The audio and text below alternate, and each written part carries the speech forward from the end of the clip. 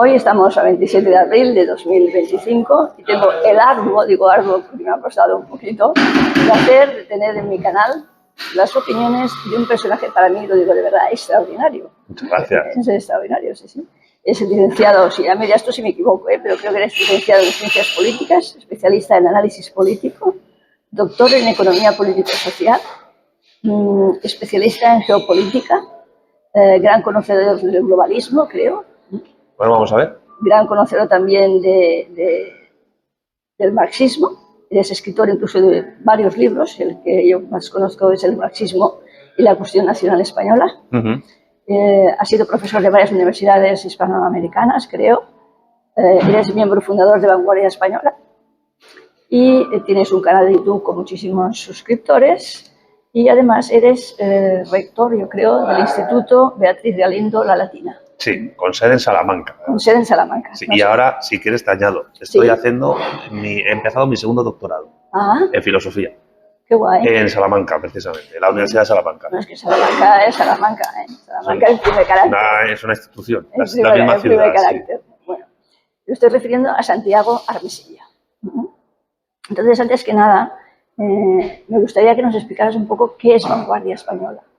Pues de momento es una asociación cultural registrada desde hace 2 años con relaciones con otras organizaciones parecidas en otros países hispanoparlantes.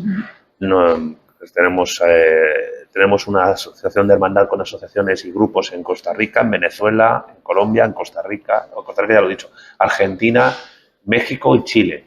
Y nuestra idea es que, porque es el proyecto de las vanguardias socialistas iberófonas, es implantar una vanguardia en cada una de las naciones de la iberofonía, es decir, en todos los países del planeta, no solo iberoamericanos, sino solo España, que hablen español y portugués, que son las 2 únicas lenguas universales, mutuamente comprensibles a grandes rasgos. Hay un 89% de intercomprensión mutua y que además pues son las 2 grandes lenguas de la civilización nuestra, de la civilización iberófona, que surge en la Edad Media y que luego se entreteje con lo amerindio precolombino, con lo africano subsahariano, más luego pues cuestiones migratorias que van surgiendo un poco después. ¿Cuál es el objetivo de Vanguardia Española? Nuestro objetivo dentro de España, en principio, hay 3 objetivos. 1, difundir las ideas del materialismo político, que es la doctrina filosófica y la teoría política que nosotros estamos construyendo y elaborando, que básicamente es una fusión de Marx con Gustavo Bueno, aunque hay otras influencias, Marcelo Gullo, Durantes Prados, Felipe Martínez Marzoa, lo que sea potable y potente de la filosofía actual e histórica. El segundo objetivo también es defender la unidad de España y defender la hispanidad y la iberofonía. Y el tercero es proponer un futuro postcapitalista contrario a la mercantilización del mundo, que es en lo que vivimos. Muy bien, perfecto, muchas gracias. Y otra cosa es qué ofrece el instituto, o sea, que el Instituto Beatriz Galindo. Beatriz Galindo. Pues este se fundó el año pasado, es un instituto de investigación universitario, tenemos asociación y colaboración con diversas universidades, la Isabel I de Burgos, la Universidad Antonio de Nebrija de Madrid. Estamos empezando ya a tener asociación con universidades hispanoamericanas también, en Ecuador, etcétera. Llevamos poco más de 1 año de funcionamiento. Nosotros lanzamos el instituto en abril del año pasado y ya tenemos más de 800 alumnos. Caramba. Que no está nada mal. No está mal. Todos en línea, hemos lanzado... es online, ¿no? Es en línea todo. ¿Por qué? Porque yo creo que nosotros creemos que la docencia actualmente, la que puede llegar a más gente, la que es más asequible y la cual no requiere ni siquiera que la gente tenga un título de educación, no ya superior, sino primaria, tiene que ser en línea. Porque todo el mundo tiene un teléfono móvil, todo el mundo tiene un celular y si una persona, yo que sé, vive en el Chaco, en Bolivia, y tiene un celular pero no tiene computadora, con el celular puede estudiar. ¿Y nosotros qué ofrecemos para estudiar? Desde la matriz doctrinal del instituto es el materialismo político, que es el curso más grande que tenemos de momento, pero estamos abiertos a cualquier colaboración docente de cualquier persona, sí que hay una coincidencia, digamos, de un 80% en ideas. Y nosotros, desde el materialismo político, ofrecemos cursos de gente que no tiene por qué ser materialista, pero que sean de ciencias sociales y humanidades, centrándose en el mundo iberófono.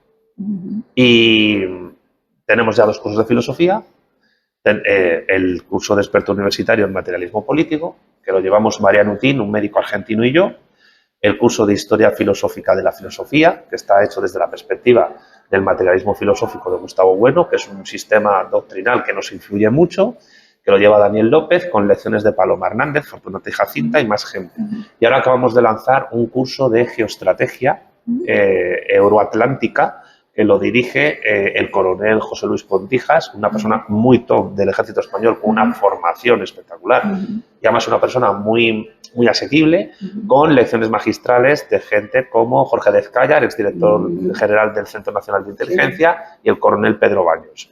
Y vamos a lanzar más. O sea, tenemos en perspectiva un curso sobre inteligencia artificial, otro curso también de geoestrategia más genérico, y a partir de otoño seguramente un curso de historia con Gonzalo Rodríguez y Daniel Gómez Aragonés, de historia de España.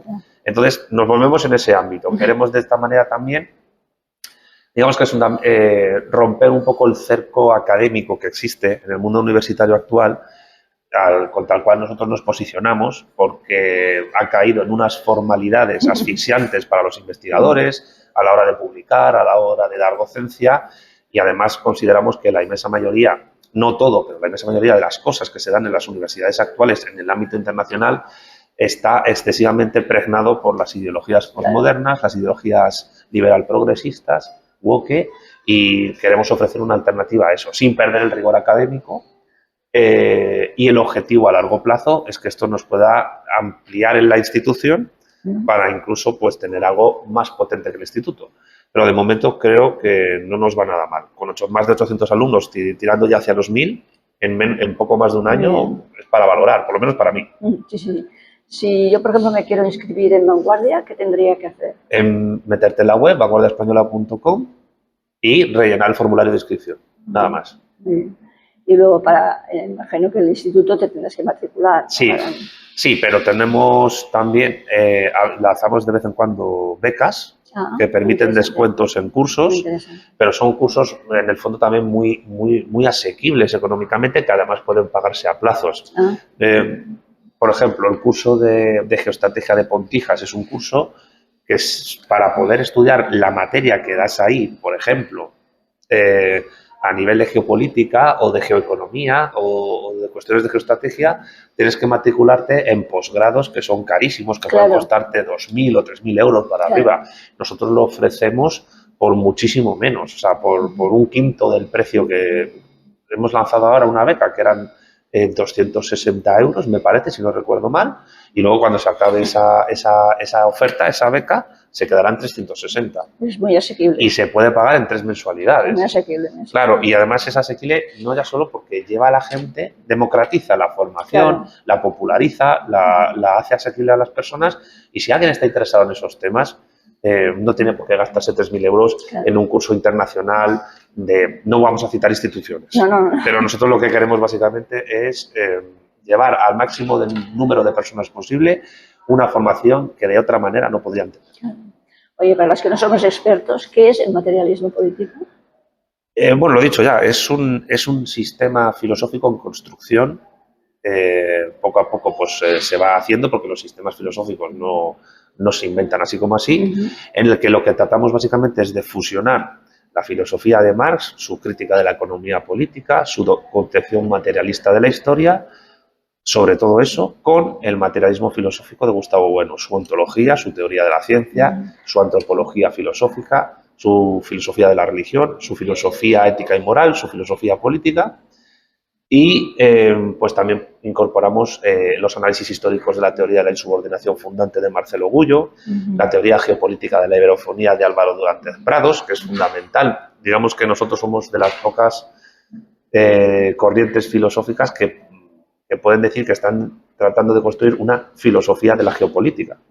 La geopolítica surge como una subrama de la geografía política, pero nosotros creemos que la geopolítica tiene suficiente entidad como para convertirse en una disciplina aparte. Evidentemente necesita la geografía política, y entendemos que la filosofía puede también analizar ese ámbito, porque si concebimos como bueno que la filosofía es un saber de segundo grado, ese saber de segundo grado, para poder realizarse, no significa que pues necesita que los saberes de primer grado se desarrollen. ¿Cuáles son esos saberes de primer grado? Las ciencias, las técnicas, las tecnologías, la política, etc.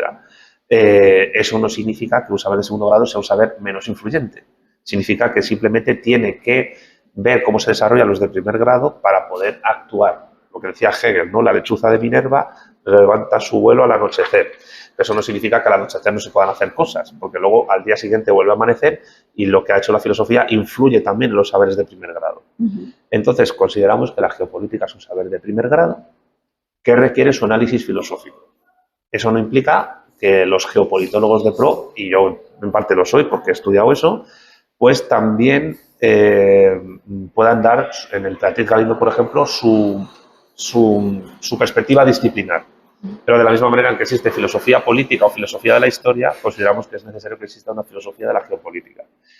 También tenemos influencias de Felipe Martínez Marzoa, que es un filósofo gallego que ha dado clases en Barcelona, por cierto, en la UBA durante muchos años, un gran experto en Heidegger, un gran experto en Marx. Su obra La filosofía del capital, yo creo que es el mejor libro sobre filosofía de Marx que se ha escrito en español. Y poco a poco pues vamos incorporando cosas. También reivindicamos la tradición grecorromana filosófica, Platón sobre todo, Aristóteles también, la escolástica aristotélico-tomista. Nosotros reivindicamos la tradición hispana filosófica, la escuela de Salamanca, leída correctamente. Y bueno, y tratamos de tomar lo mejor de cada corriente internacional, desechando lo que creamos no sirva, pero tomando lo bueno. ¿Por qué? Porque es bueno beber de tu tradición histórica nacional o civilizatoria, pero al mismo tiempo hay que estar atento a lo que se hace en otros lugares del mundo para absorber lo bueno y que te refuerce. Por ejemplo, de Hegel tomamos cosas, de Spinoza tomamos cosas y de teóricos de la ciencia también tomamos cosas, aunque nos centramos sobre todo en la teoría del cierre categorial de bueno. A nivel de teoría del conocimiento somos circularistas, en el sentido de la teoría del cierre categorial, y eso es básicamente el materialismo filosófico, una filosofía en construcción que ya ha lanzado su primer curso, es decir, ya se ha implantado académicamente a través de Beatriz Galindo, y espero que cuando haya una segunda edición podamos acoplar a esa segunda edición, a ese nuevo temario, pues los nuevos avances que estamos teniendo, porque los manuales de cualquier tipo de enseñanza siempre se tienen que renovar. Pero vamos, que estamos bastante contentos con el resultado del primer curso y sobre todo para ofrecer a la gente algo que me parece también fundamental, pensar que la filosofía no es una cosa aburrida, que es simplemente hablar de autores o hablar de, bueno, pues como hacen ahora muchos filósofos, por desgracia, en medios de comunicación, ¿no? Que parece que reducen la filosofía a una suerte de autoayuda, donde hablan del plano existencial y de qué voy a hacer con mi vida, que eso está muy bien, pero ya decía Platón, que tan importante es hablar del ser como hablar del pelo o de la basura. Es decir, que el filósofo puede hablar de cualquier tema que sea necesario hablar. El propio Gustavo Bueno tiene un libro que se llama Filosofía de la sidra. Entonces, fíjate, tiene un libro dedicado a la sidra. Entonces, nosotros consideramos que la filosofía debe ser y tiene que ser un soporte de la acción de los saberes de primer grado. Y no debe ser, esto nos diferimos con la filosofía de Bueno, no debe ser una filosofía que se limite única y exclusivamente al análisis crítico de los fenómenos del mundo, sino que la filosofía necesariamente los filósofos cuando lanzan sus ideas, cuando las escriben, cuando las argumentan, están también influyendo y determinando en las acciones de los hombres, en las acciones del mundo. Y por eso consideramos que la filosofía tiene un papel activo también en la transformación de la realidad. Todos los filósofos han querido transformar el mundo, pero a veces parece que los que se dedican a la filosofía académica, sea en el ámbito que sea, se olvidan eso. La filosofía también te ofrece un camino por el que transitar. Y al contrario de lo que dice Bueno, yo sí considero que la filosofía o algunas filosofías sí le pueden ayudar al hombre a determinar qué hacer con su vida y con la vida de los demás. Entonces, en ese sentido, y con esto termino si quieres, yo creo que el materialismo político, sobre todo, es una filosofía que afirma. Porque el término tiene dos palabras, materialismo y político. Nosotros somos materialistas porque consideramos que todo lo real es material y que todo lo material es real. Eso implica que no reducimos en la materia a lo corpóreo, a lo físico. Nosotros entendemos que las ideas son tan materiales, influyen en lo material y están tan conectados con lo físico como lo propio físico. Y las sensaciones también. El dolor de estómago es tan material como el estómago que te duele. La idea de me he dejado el gas encendido en casa es tan material como el gas que te has dejado encendido. Y lo mismo pasa con los fenómenos, pues, digamos, abstractos, formales a nivel lógico, a nivel matemático, por ejemplo. Te voy a poner un ejemplo. La distancia entre estos dos objetos pues es geométrica, pero es tan material como los propios dos objetos que hay. Y con distancia no me refiero a las moléculas de aire, de gases que pueda haber entre uno y otro, me refiero a la línea recta que los separa. Pues nosotros entendemos que, al igual que bueno, que lo material es plural, es infecto y es dinámico y es dialéctico y está en constante transformación y, por tanto, la realidad, todo lo que hay, y ha habido y habrá, el cosmos, no es un ámbito cerrado, sino que es absolutamente dinámico. Incluso el mundo entorno humano, el universo conocido, en sus múltiples dimensiones también. Tampoco es algo que se pueda cerrar. Y al mismo tiempo es político, es el adjetivo, porque nosotros consideramos que el fundamento, valga la redundancia, fundamental y necesario para que exista toda disciplina del conocimiento abstracta y al mismo tiempo toda forma compleja de organización social es la vida política. En la prehistoria, en el paleolítico e incluso en parte del neolítico no había vida política, la vida era prepolítica, era más salvaje que otra cosa. Entonces, ¿qué es la vida política? Es una vida con división del trabajo, lenguaje hablado y escrito, leyes, división de la propiedad, apropiación de territorio, relación con homólogos de mayor o menor grado, es decir, con otras sociedades políticas que en un principio son preestatales, luego son estatales y luego pueden ser postestatales, como los imperios, ¿no? Y nosotros consideramos que la vida política es el fundamento a través del cual se ha desarrollado todo el conocimiento humano a gran escala. Por eso entendemos que el verdadero materialismo o el materialismo verdadero tiene que ser esencialmente político, porque sin vida política, sin desarrollo de una sociedad política y de una comunidad política, es imposible incluso la propia filosofía. Sería imposible incluso que tú y yo nos sentemos en esta mesa a dialogar sobre lo que fuese, porque detrás de nosotros, para que tú y yo hablemos, hay una historia enorme detrás de desarrollo del lenguaje, desarrollo de la vestimenta, desarrollo de la estética, desarrollo de la reflexión, etcétera. Y todo eso ha sido posible. Evidentemente, la base de la vida política es la vida orgánica, o sea, lo biológico, y de lo biológico la base es lo inorgánico, pero sin embargo es la vida política lo que nos permite construir y desarrollar todo tipo de saberes y todo tipo de disciplinas del conocimiento abstractas sin las cuales hubiese sido imposible llegar hasta donde hemos llegado y hasta donde podamos llegar. La gente que no tiene tanta cultura como yo, a veces asociamos el materialismo con la inexistencia de Dios. ¿Es así? Yo creo que una cosa que tienen en común todos los materialismos es la negación, esto lo plantea Bueno en su obra Ensayos materialistas, es la negación de todo tipo de vida o de inteligencia incorpórea. Nosotros como materialistas consideramos que es imposible cualquier tipo de vida que sea incorpórea. Entonces, la idea de Dios plantea la hipótesis de que puede haber una inteligencia incorpórea, en teoría, porque luego se hace carne a través de Jesús, por lo menos en el cristianismo. Pero en otras religiones, pues por ejemplo, en el Islam es un ente más, o en el judaísmo es un ente más abstracto. Es mucho más parecido al acto puro de Aristóteles que el planteamiento del cristianismo, donde a través de la figura de Cristo hay una ruptura con esa idea griega. Porque los griegos, por ejemplo, pensaban que el mundo no había sido creado, que era infinito, al igual que Dios, y Dios, en Aristóteles por lo menos, no tiene apenas relación con el ser humano. Piensa en sí mismo, está encerrado en sus pensamientos, y por eso para los griegos conocían la idea de creación, pero para ellos era una idea absurda.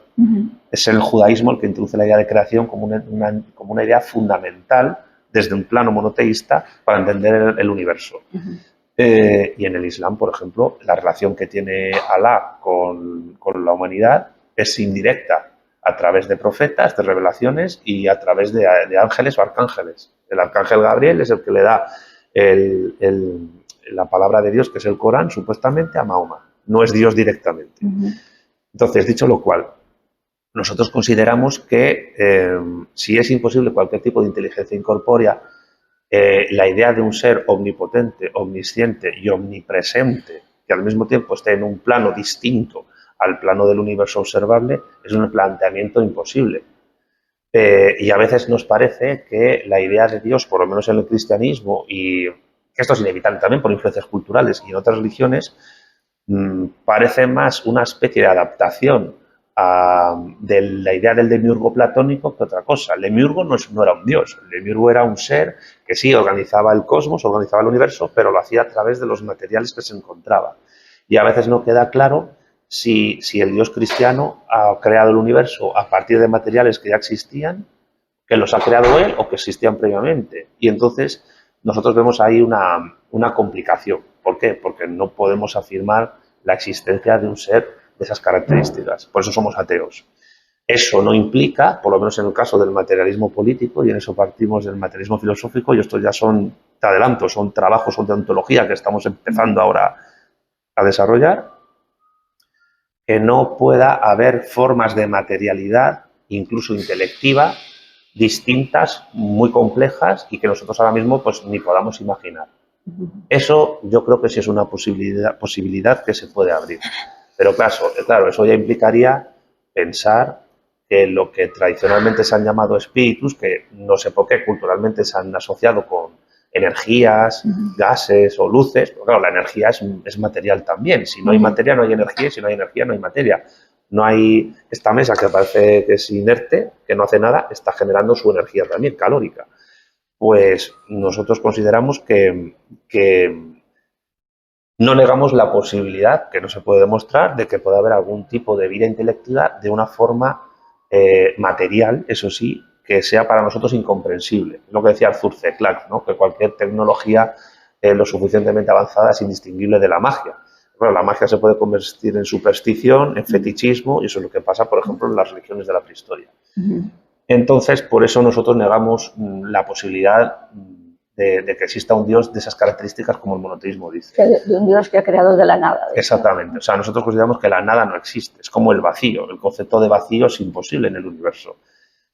Está en debate la cuestión esta de la materia oscura y de la energía oscura, que a lo mejor a mí me parecen términos confusos, pero yo creo que para los propios físicos teóricos lo son, y ellos lo admiten. Un físico teórico no deja de ser un filósofo, de alguna manera, a veces que improvisa, porque es una filosofía, bueno, la filosofía espontánea de los científicos, pero sin embargo, nosotros consideramos que si todo lo real es material y lo material no se reduce a lo físico corpóreo, caben posibilidades incluso de seres que no necesariamente tengan que estar basados en carbono, como nosotros o lo que fuese.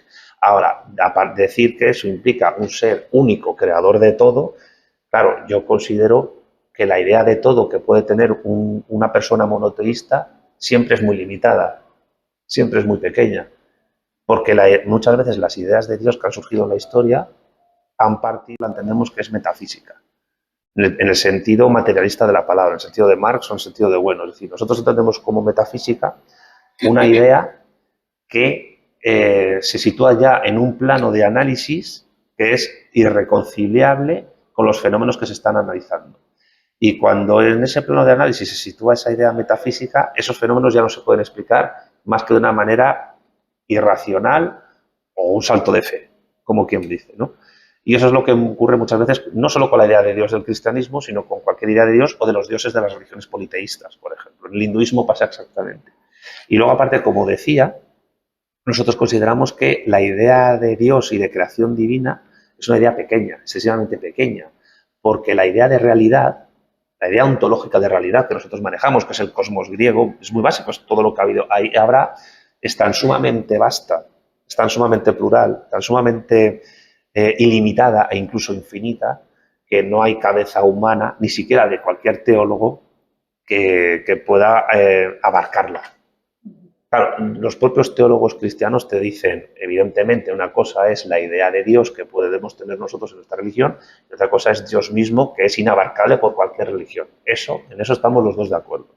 Ahora bien, por mucho que estires el argumento ontológico y teológico de la idea de Dios para tratar de abarcar lo máximo posible de fenómenos de la realidad, y teniendo en cuenta que la inmensa mayoría de fenómenos de la realidad no se van a conocer jamás, por muy avanzada que sea una civilización o por muy futurista de ciencia ficción que podamos imaginar esa civilización, jamás va a poder recubrir todos los fenómenos de la realidad. Siempre nuestro conocimiento, por muy amplio que sea, que no lo niego, va a ser pequeño. Pequeño en comparación con la realidad que hay.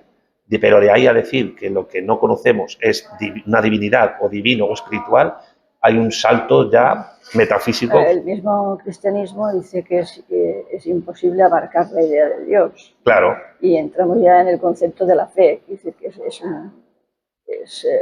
quizá nos anteponemos los practicantes a los ateos en el concepto de la fe. Claro, y la fe implica una confianza. Sí. La fe implica una confianza en entender que esa parte de la realidad que no podemos abarcar es una parte llenada por ese ser o por el orden que ese ser ha llegado a crear a través de otros seres espirituales como ángeles, querubines, arcángeles, etc. Es por lo menos esto es la cosmovisión del monoteísmo cristiano o islámico. Pero nosotros consideramos que eso ya es un salto de fe que racionaliza lo que es imposible de racionalizar.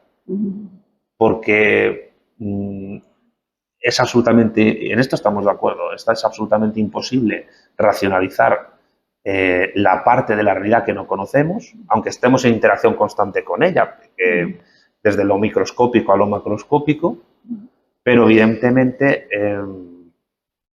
puede caber la posibilidad de que sea tan inabarcable e incomprensible eso que no conocemos y que no conoceremos nunca, que no estamos ni siquiera en disposición de hacerlo entendible. Que es lo que hacen las religiones, tratar de hacerlo entendible lo inentendible. Pero nosotros entendemos que el materialismo, la filosofía materialista, y sobre todo a partir de Gustavo Bueno, con su doctrina ontológica en ensayos materialistas que nosotros adaptamos y ampliamos, tiene capacidad suficiente como para explicar esos fenómenos sin necesidad de recurrir a la fe en el sentido religioso y sin necesidad de recurrir a lo espiritual. Dicho lo cual, ¿por qué a pesar de eso yo me defino como ateo católico, como bueno? No solo bueno, en Italia, pues por ejemplo, estaba Oriana Faraci, sí, o bueno, estaba... soy una fan de Oriana. Claro, hay muchos más ejemplos en varios países. Joe Santayana también, que ¿cómo se llamaba este filósofo italiano que se ha muerto hace poco? No me acuerdo. Esto que era, se definía así. ¿Por qué lo hacemos? Porque nosotros entendemos que a nivel histórico y civilizatorio en el mundo iberófono, pero también fuera de él, la Iglesia Católica ha sido seguramente una de las instituciones, primero, ha sido la institución religiosa, cultural, política y científica de más éxito de la historia. ¿En qué sentido decimos que ha sido exitosa? Por la duración y también por el hecho de que está repartida, o sea, que lo dije ayer en la charla, el cristianismo y particularmente el catolicismo es la religión más extendida por el planeta. Puede que no sea puede que el Islam suní tenga más fieles que el catolicismo ahora mismo, pero el Islam suní no está tan repartido universalmente como el catolicismo. Hay diócesis católicas hasta en Arabia Saudita. Entonces, eso es un éxito. ¿Y a qué se debe ese éxito? ¿Se debe solo al ejercicio del poder político? ¿Se debe única y exclusivamente no sé, porque la gente se piensa que esto es Juego de Tronos, ¿no? Que el Papa, ha habido papas que ha conspirado, no lo niego, tal. Sí, sí. No, se debe sobre todo al grado de racionalidad tan alto que la Iglesia Católica ha tenido en su historia. Yo creo que fe y razón no están reñidas. No están reñidas. No, pero además, por otro motivo, yo creo que todas las religiones tratan de combinar la fe con la razón de alguna manera. Unas con más éxito y otras con menos éxito. Por ejemplo, vuelvo al tema del Islam. La forma en que ellos tienen de coordinar la fe con la razón es combinando el mensaje divino del Corán con lo jurídico. Pero claro, lo pueden hacer porque el Corán es un libro jurídico. O sea, el Corán es un código. Es un código de conducta, moral y política de la sociedad. Y que supone que eso es palabra de Dios. De hecho, yo afirmo que el Islam es la religión más abstracta que existe, porque es el Corán, el Islam, no es analogable a la Biblia, es analogable a Jesús. O sea, Mahoma es un mero mensajero, es un hombre mortal, un analfabeto, con un montón de defectos, los propios musulmanes te lo dicen, que se muere y adiós. Es un simple transmisor de lo más importante, que es el Corán. Por eso, la gran diferencia entre las mezquitas y las iglesias cristianas, por muy bellas estética y arquitectónicamente que sean las mezquitas, que eso yo no lo niego. Ahora en Abu Dhabi hicieron hace poco una en mármol blanco que es espectacular. Pues la decoración siempre es abstracta, son letras en árabe del Corán. ¿Por qué? Porque es el Corán el centro del mensaje divino del Islam. Y eso es su fortaleza, pero al mismo tiempo su debilidad. Mientras que el centro del cristianismo, y a partir, es Jesucristo, sobre todo a partir del Nuevo Testamento. Porque sin Nuevo Testamento no hay cristianismo. El Antiguo Testamento es un preludio de textos. Un anticipo. Claro, son textos históricos de diversos autores que supuestamente tienen influencia divina, pero que son asumidas por ese grupo pequeño de hombres, de apóstoles que Jesús forma y que luego poco a poco pues, van repartiendo el mensaje por todo el mundo, con bastante éxito. Pero es que al mismo tiempo el gran éxito de la Iglesia Católica, que luego los ortodoxos y los protestantes lo asumen cada uno a su manera, es que asimila la racionalidad precristiana y la potencia y universaliza. Siempre se dice, ¿qué es la Iglesia Católica? Es filosofía griega, más derecho romano, más cristianismo, ¿no? Más el mensaje de Jesús. El mensaje de Jesús lo que hace es proveer a las otras dos fuentes de un universalismo muy racional. Ya no hay griegos ni romanos, ya no hay judíos ni gentiles, ya no hay pueblo elegido. Todos aquellos que acepten la palabra de Jesús, la palabra de Dios, es elegido de por sí. Es decir, bautízate y ya está. Eres un hombre pecador, te confiesas de vez en cuando, eres un hombre libre, tienes libre albedrío, puedes a través de tus acciones racionalizar lo que has hecho y arrepentirte sinceramente y tener propósito de enmienda, que solo en ese momento pues tiene sentido el arrepentimiento, y al mismo tiempo, pues a través de una fe bien construida, pues a través de tus obras influir en el mundo y hacer el bien a los demás. Y eso, a nivel ético y moral, es una construcción tremendamente fuerte, sólida, potente, porque es verdad que el que es católico pues puede solidificar el ser buena persona a través de esta forma de concebir la ética y la moral, pero al mismo tiempo es que la Iglesia ha asumido lo más positivo del mundo pagano, grecorromano, de una manera espectacular. Y eso creo que hay que admitirlo. La filosofía griega de Platón, de Aristóteles, incluso de los presocráticos, la Iglesia lo ha estudiado, lo ha asimilado, y no solo Santo Tomás de Aquino, que le costó que solo siglos después de muertos su filosofía fue... Claro, porque al principio el hombre, incluso dentro de la Iglesia, fue muy incomprendido porque además le tocó un siglo complicado. Pero San Agustín también lo hizo. Entonces, ¿qué es la Iglesia Católica? Dentro de la historia de las religiones, desde nuestra perspectiva, es el grado mayor de racionalidad que se ha alcanzado.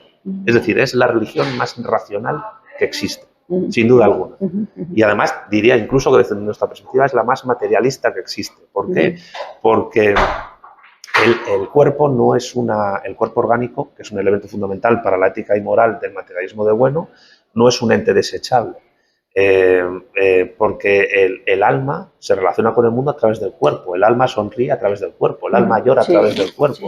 Entonces, el cuerpo se convierte en algo que no es feo, que no es molesto, que se puede sacralizar y que se puede no venerar en exceso, no se puede fetichizar, pero sí decir, oye, yo me relaciono con los demás a través de esto. Yo pienso que la religión católica es una de las que más valora a la persona. Claro. El concepto persona. La categoría de persona, que es una construcción del catolicismo, pero tomada a partir de lo grecorromano. Y la cuestión es, joder, estamos hablando de una institución de más de 2000 años de historia que ha asimilado la racionalidad del mundo antiguo, lo mejor de la racionalidad del mundo antiguo. Y lo ha hecho de tal manera que incluso, desde su perspectiva, nos ha transmitido esa racionalidad al mundo actual.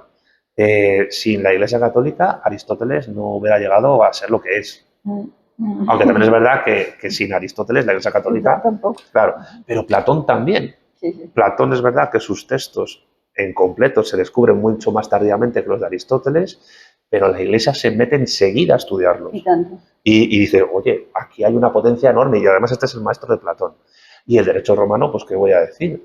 El derecho romano es fundamental para el mundo contemporáneo. Hasta el derecho germánico anglosajón tiene alguna influencia del derecho romano, y si no, no se puede construir. Por tanto, me da cosa decir esto, ¿sabes? Pero hay veces que parece que nosotros, ateos católicos materialistas defendemos más a la Iglesia que muchos católicos y que muchos curas y sacerdotes. Pasa. Y hay veces que hay muchos católicos que no valoran esta defensa. También lo he de decir. Sí. Entonces, ¿cómo no defender el legado y la obra histórica de una institución así? ¿Que ha tenido sus errores? Por supuesto que sí, porque es una obra humana. Yo, por ejemplo, recuerdo en la antigüedad tardía, incluso en la Edad Media, hay textos de clérigos que se contradicen con respecto al tema de la esclavitud. Hay momentos donde la Iglesia defiende la esclavitud y hay otros momentos... Sí, o la tierra pederastia actualmente. Claro. Pero ahora es verdad que la posición es unánime. ¿Pero por qué? Porque la Iglesia tiene la capacidad de adaptarse a los tiempos, ver por dónde va la marea y actuar en consecuencia. Pero eso sin perder la base. Pero lo bueno es que la base no es como los protestantes, el sola escritura y el sola fide, sino que hay una tradición eclesial que va incluso de la supuesta revelación a la patrística y luego después de la patrística al propio magisterio de la Iglesia. La patrística yo me refiero a los textos de los cristianos primitivos. Sí. Entonces, esa manera de acumular conocimiento, de acumular doctrina, de acumular referencias bibliográficas y de construir institución es realmente admirable. Es realmente admirable. Y eso implica racionalidad. Implica una racionalidad muy potente. Hasta el punto que incluso pensamientos y doctrinas que se han construido contra la Iglesia lo han hecho partiendo de ideas de la Iglesia. Por ejemplo, la Ilustración mismamente. Entonces, ¿cómo no valorar eso? Yo creo que a veces yo creo que muchas veces los católicos, los supuestos católicos... No, tienes razón. Yo te he dicho antes que asociamos el materialismo con la Iglesia apartada. Yo soy ateo, Dios no existe, pero no soy anticlerical, nunca lo he sido. Y además, yo lo he dicho muchas veces, uno de los grandes errores que tuvo el bando republicano, yo creo que por influencia masónica, la guerra civil... Ver tu vídeo de la República. El de la primera se estrenó anteayer, y el de la segunda se va a estrenar la semana que viene. Sí, me interesa mucho la historia de España. Claro, esos vídeos los estamos haciendo para explicar sobre todo a los hispanoamericanos, porque España no es una república. Que dices, oye, a ver, yo soy republicano, pero hay que explicar por qué España hoy no tiene ese modelo de Estado. Y hay varias razones. Y una muy importante es el fracaso de las dos que hubo. La primera fue un cachondeo. La primera con el Cantón de Cartagena declarando la guerra a Alemania y cosas así, pues imagínate. Y la segunda fue un despropósito. Y luego también hay factores actuales que explican por qué no lo es, tanto geopolíticos como internos. Ayer estuve en el coloquio en el que participaste y apoyo totalmente lo que dijiste de ser neutral, nos interesa totalmente, pero me quedó en el tintero porque ya no se puede hacer más preguntas. Pregúntate tu opinión sobre, yo siempre me pregunto, la cuestión con Marruecos es política, económica o personal de los Borbones. Hombre, la pregunta tiene su enjundia porque me preguntas por los Borbones y no por el PSOE. Que yo creo que también tela, ¿eh? La gran pregunta, ¿qué le debe el PSOE a Marruecos? Eso para que la gente estudie. Mira, nosotros hemos empezado en el canal una serie de vídeos sobre los Borbones también. Sí. Hemos empezado partiendo de la obra Fracasología de María Elvira Rocabarea, explicando cómo llegan los Borbones al poder. Y ahora lo que vamos a hacer es ir rey por rey. Muy interesante. Y la verdad es que no vamos a dejar títere con cabeza. Desde cómo Felipe V se cargó la gran riqueza que tenía España con la explotación de la oveja merina en monopolio, hasta... Mira, yo te adelanto eso y te adelanto otra cosa. Carlos III, que es valorado como ¡guau! La hostia, Carlos III. ¿Qué más? Claro, el mejor alcalde, el rey, cosas así de Madrid y no sé qué. Pues hizo cosas muy nefastas para España, Carlos III, para España y para el imperio. Fue un rey mucho más malo que bueno, pero ha pasado la historia como... El gran rey. Reivindicado hasta por el PSOE. A través de Carlos III, que hay una universidad que se llama así, cuyo fundador y primer rector fue Gregorio Pecer Barba, del PSOE, ponente de la Constitución actual. Carlos III es la figura que conecta al PSOE con la Ilustración, por el despotismo ilustrado, ¿no? Y entonces, incluso la Avenida de la Ilustración, que está en Madrid, se hace por idea de Carlos III. Pues Carlos III, yo tengo ganas de hincarle el diente porque fue un rey bastante más negativo que positivo. Y los Borbones, por regla general, han hecho bastante daño a España. Y otra cosa que no tiene nada que ver con esto, pero está dentro de la geopolítica, creo. Sí. He visto un vídeo tuyo en el cual se ve realmente que China es más capitalista que socialista. Al revés, el vídeo afirma que es más socialista que capitalista. Sí. ¿Nos puedes explicar esto un poquito? A ver, Claro, todos tenemos la idea de China, ¿no? Como China, pues comunista. La gente tiene una idea de comunismo que está excesivamente influida por la experiencia soviética y al mismo tiempo pues por la propia forma de concebir el comunismo que tenía el Partido Comunista de España, que era un partido muy sometido primero a lo Comintern y luego a una idea pues muy filosoviética del asunto. Vamos a ver, pensemos en el capitalismo. Las primeras formas económicas netamente capitalistas surgen en la Europa medieval cristiana. Surgen hacia inicios de la Baja Edad Media, vamos a decirlo así. Las primeras empresas capitalistas son empresas textiles, que muchas incluso impulsadas por la propia Iglesia Católica, porque la Iglesia Católica, aunque ha condenado la usura, cuando tuvo que hacer negocios utilizó el préstamo por interés y eso permitió que los estados pontificios tuvieran una enorme influencia en el centro y en Europa occidental. Que eso también creo que hay que decirlo porque ahí se sentaron las bases de la forma en que concebimos el mundo de las mercancías y del capital actualmente. Pero, sin embargo, en muchas partes de Europa convivió con elementos feudales durante muchos siglos y mientras no tuvo poder para rematarlos, no lo hizo. Entonces, al capitalismo y a la burguesía como clase social le costó prácticamente 6 siglos convertirse en el modo de producción dominante y en la clase dominante pues a partir de la Revolución Inglesa o la Revolución Francesa, etc. Bueno, la Revolución Inglesa es que fue muy particular, porque la gloriosa que se dice, porque la burguesía se ennoblece y la nobleza se aburguesa. Y eso se ha mantenido hasta la actualidad en Inglaterra y en Escocia.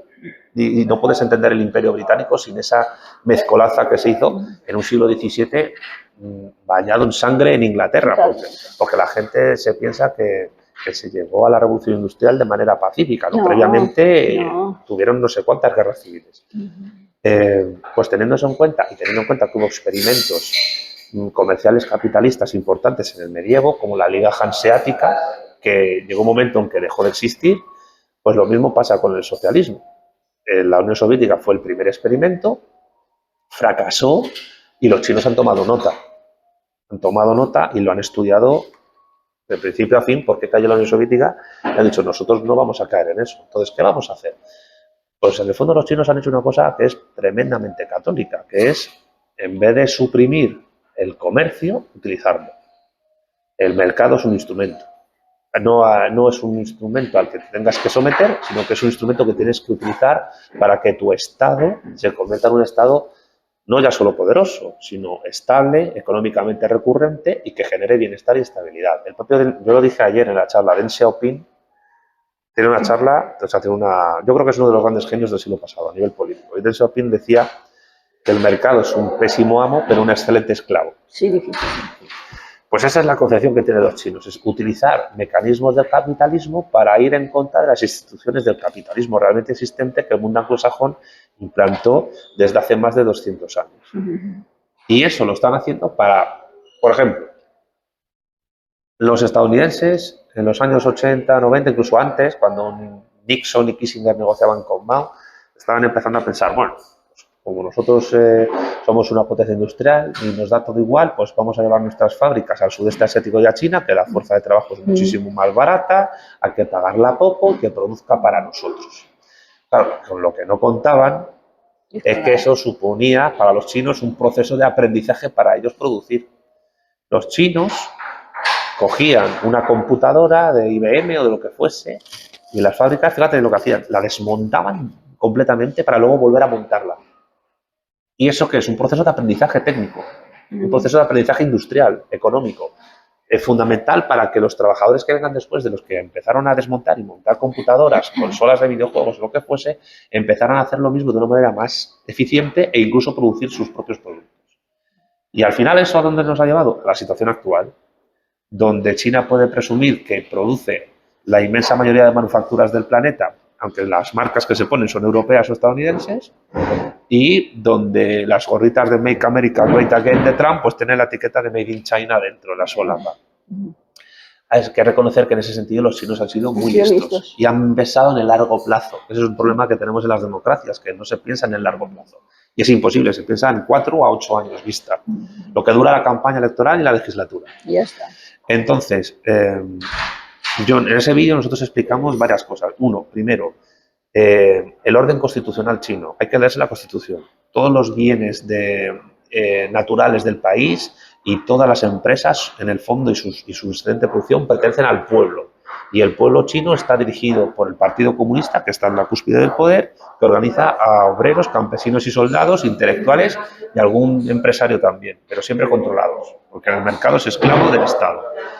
Y en segundo lugar, la propiedad privada, que existe tanto personal como en otros ámbitos, está al servicio de la comunidad. En esto es muy parecido a la doctrina social de la Iglesia. Y al mismo tiempo tienen otra cosa, y es que las grandes empresas estratégicas o son estatales o son mixtas. Claro. Es decir, como el franquismo. Claro. Y claro, si eso lo aplicas durante varias décadas con éxito a un país de 1.400 millones de personas, que es enorme, es el tercer país más extenso de la Tierra, está por detrás de Canadá y de Rusia. Pues imagínate la combinación que supone, es decir, cómo el resto del mundo puede competir con eso, claro. Cómo Estados Unidos, que tiene 300 millones, puede superar eso, claro. Cómo lo puede superar la Unión Europea, que tiene unos 500 millones en general. Hay que darse cuenta de que va a llegar un momento en que ese modelo chino no necesariamente haya que copiarlo igual, pero evidentemente habrá que tomar elementos de su formación científica, incluso política administrativa, que habrá que tomar para hacer de nuestras sociedades más prósperas y eficientes. Y eso implica que en esta Segunda Guerra Fría el resultado puede ser distinto de la primera. Algunos cantaron victoria demasiado pronto, como Fukuyama, cuando dijo que la historia había terminado, porque la historia no termina nunca. No, es permanente. Es permanente. Es más, incluso si en algún momento hay socialismo y comunismo en el mundo, podríamos pensar perfectamente que podría haber un poscomunismo. Sí. Eso es, ¿cómo sería? No lo sabemos. Y la Iglesia Católica se tendrá que adaptar a eso. Pero en todo caso, yo recomiendo ver el vídeo, tomar nota del vídeo, buscar información sobre las empresas que mencionamos y leerse la Constitución de la República Popular China y un poco la historia de la China contemporánea.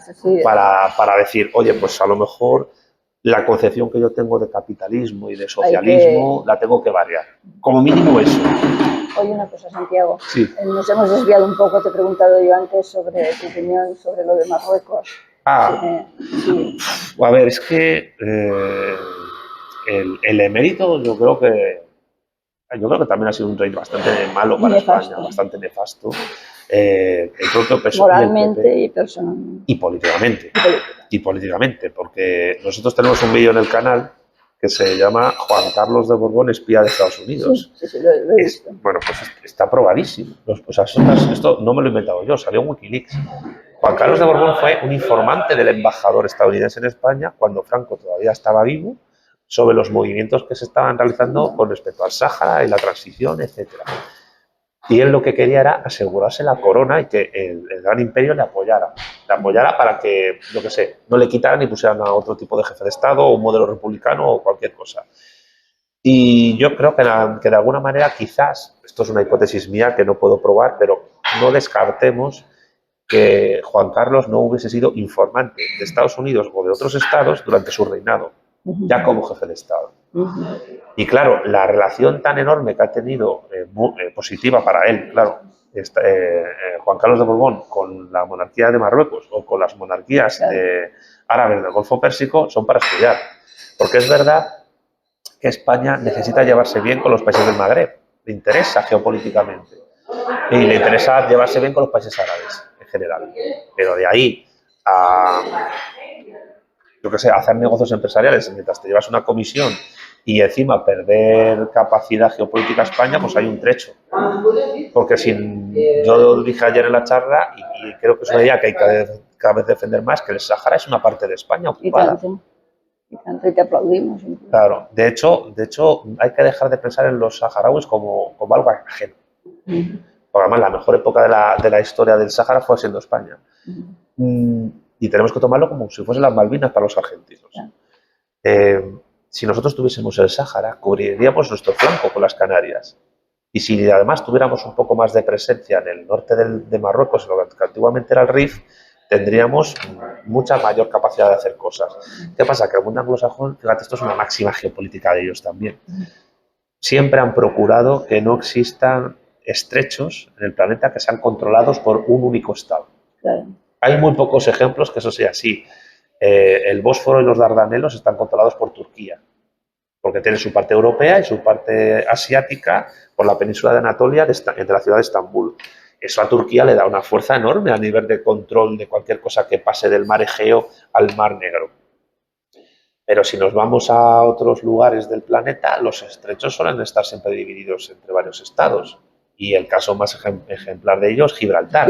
Está España, Marruecos y los británicos.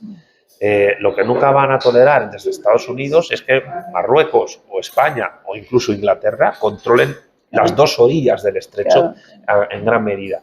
Prefieren esa situación de estable inestabilidad donde a lo mejor si España ganase Gibraltar perdería Ceuta y Melilla y otros islotes y peñascos que hay por cuestiones simplemente de su manejo con el acceso al Mediterráneo y la salida al Océano Atlántico. Yo creo que este es un tema que tenemos que estudiar porque para poder recuperar Gibraltar, España tiene que saber que Gibraltar está conectado con el Sáhara y que está conectado con el control del estrecho en general. Se me queda ya la última pregunta porque tenías que ir a coger el tren y no quiero que lo pierdas. No, pero yo me lo estoy pasando teta. Yo también estoy muy a gusto. Muy bien, muchas gracias. Siempre me he preguntado, ¿los ateos qué sentido tiene la vida? Porque si no hay un más allá... Nosotros tenemos un sentido de trascendencia, pero la trascendencia no es en el más allá. O sea, bueno, a ver, yo digo una cosa, si la hipótesis de existencia después de la muerte orgánica del cuerpo fuese real, que tampoco hay testimonios de ello, pero se diese de alguna manera, lo que nosotros podríamos afirmar, partiendo de nuestra ontología, es que esa existencia no sería espiritual, tendría que ser necesariamente física y material de alguna manera. De hecho, ya se está postulando desde algunos ámbitos donde se mezcla la mecánica cuántica y la física clásica incluso, y la física teórica, con lo religioso y espiritual, a veces de una manera muy chusca, por el rollo New Age, que mete baza ahí, que la conciencia, por ejemplo, tiene que tener algún tipo de conexión no solo con lo orgánico cerebral, sino con los impulsos eléctricos.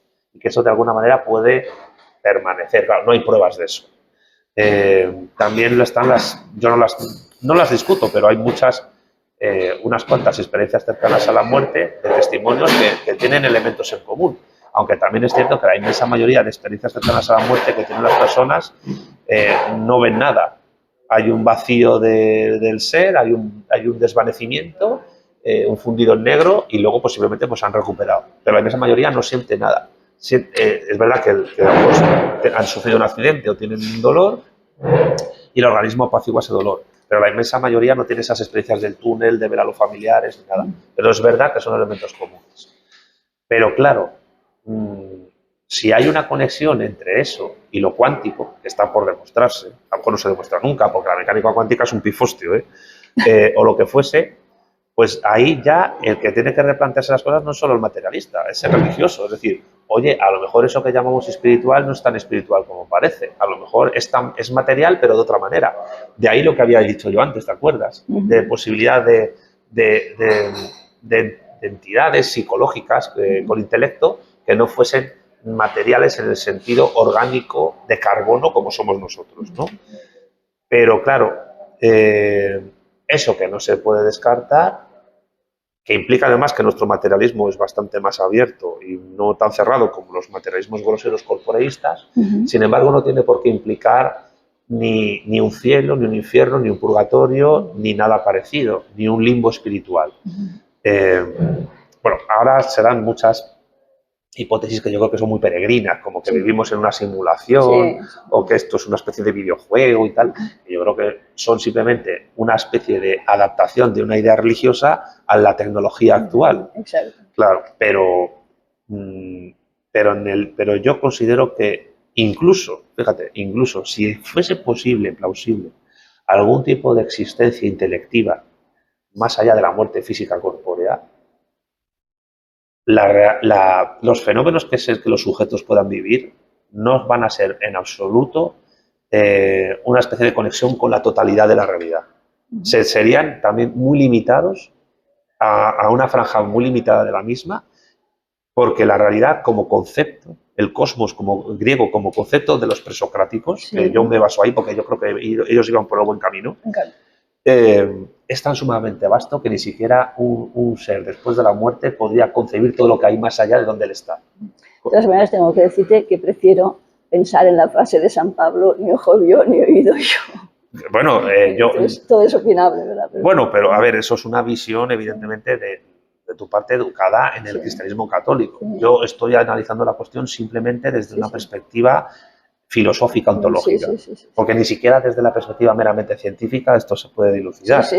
Por eso a mí me hace gracia que haya, a veces son científicos y a veces no lo son. Hace poco el año pasado se publicó un libro que decía pruebas científicas de la existencia de Dios o algo así. Lo hizo un empresario.